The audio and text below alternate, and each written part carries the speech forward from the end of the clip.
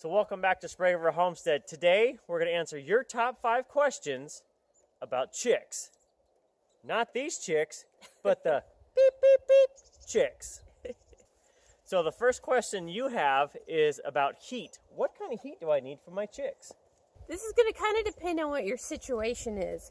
If you're on grid and have access to the power, you can get one of the silver kind of reflector lights.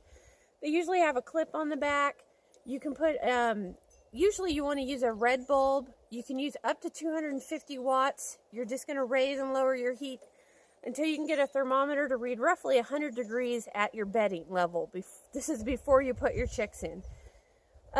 You can also use that same reflector with like a 100-watt bulb. You just want to lower it down. Now personally, because we're off-grid and power is such a big deal, a 250-watt bulb or a 100-watt bulb isn't a good idea for us. So what we use instead is a radiant heat pad.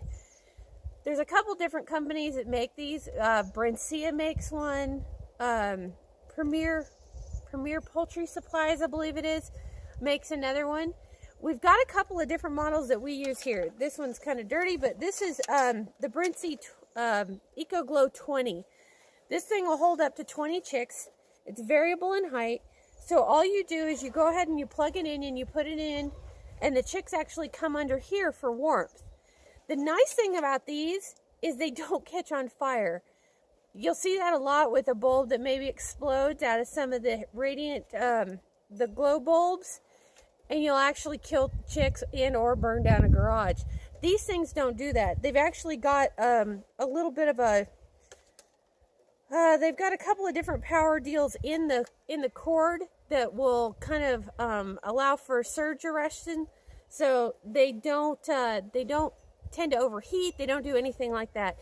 The nice thing about these is the birds control if they're hot or cold. With a bulb over the thing, you're going to heat the whole thing to 100 degrees. If the birds are too hot, they will die. If they get too cold, they can get chilled. With one of these, they control their heat and cold just by getting it out from underneath it. Okay. All right, so the second question you have is, what type of brooder is best for my chicks? Well, this is going to be, again, up to your situation and how many birds you've got. We have custom-built brooders here. In the past, we've used some of the big oblong metal stock tanks. When we first started out, we actually just used a big cardboard box. Just keep in mind that at about a month in, your birds will start to be able to fly. So if it doesn't have a lid on it, you're going to want to make sure that you can put something on it. You can even use big plastic totes. Whatever works for you, just keep in mind that you're going to want something to keep the moisture in, because invariably chicks will spill water and everything will get wet. So if you're using a cardboard box, just be very diligent about keeping it dry, and you'll probably want to put a plastic liner up underneath it. So another question we commonly see is, how long do the chicks really need heat? They should be fully off of heat usually at 2 months. At least that's the experience I've had. If you're doing it during the winter and it's really cold, you may have to keep them on heat as much as 3 or 4 months. Usually what happens is you keep them at about 100 degrees for the first couple weeks, and then about every couple of days you go ahead and drop the temperature 1 degree. If you're using the brooder pads, they'll do it automatically by themselves. As they get feathers, they won't need the heat and they'll kind of move away from it. If you're using a bulb, you simply, to lower your heat at the base level of your brooder, you just raise the light up a little bit further. So the next question you commonly have is, what do I feed my chicks? Feed is always a big question. So the nice thing about if you're doing chicken chicks is that there are a million different feed companies all offering a chick starter. The big question you have to ask yourself is, are you going to go medicated or non-medicated? With chickens, especially if you've bought them from a hatchery, you probably don't necessarily need a medicated feed, because you have that option from the hatchery to have them vaccinated before you get them. If you're doing birds that you've purchased out of somebody's backyard, or you've hatched them yourself, you may want to consider a medicated feed.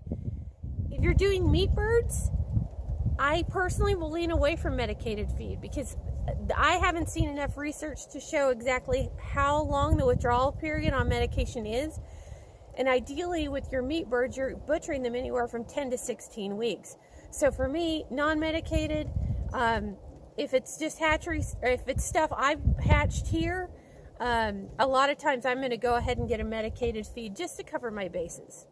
And speaking of buying chicks, the last question we commonly see is, where do you recommend we buy chicks from? Kind of depends on what you're after. If you're looking for the basics, your Rhode Island Reds, your Barred Rocks, Buff Orpingtons, Silver-Laced Wyandottes, the real nitty-gritty common stuff, I'd buy them from your local feed store. Just because it's easy, you don't have a huge amount of birds that you're required to buy. If you buy from a hatchery through the mail, which we have done for years with very good success, there's usually a limit of like 25 is the minimum purchase. So unless you want 25 birds or have room for 25 birds, I would probably recommend you either buy them from a feed store, or if you've got somebody like us that sells chicks locally, go ahead and pick them up locally. Just know that the typical backyard breeder probably is selling them unsexed, unless they are a sex-linked breed, like your black stars, your red stars, your cinnamon queens, something like that. So if you're okay buying them what's called straight run, that's unsexed, then I would always recommend going with your backyard homesteader, just to support your fellow, homesteading people. But you do have to know going in that your chances are you're going to hit about 50% roosters. So if you're just looking for pullets and just a few, I would still recommend probably going with the feed store. Okay, so there are your top 5 questions on beep beep chicks. So that's it for this time. Now, if we did not cover a question that you have about chicks or chickens so far, drop us a line down in the comments or send us a message. We can always make another video with another 5 questions or do a follow-up and always just help you privately. So that's it for this time in Sprague River Homestead. We will see you next time.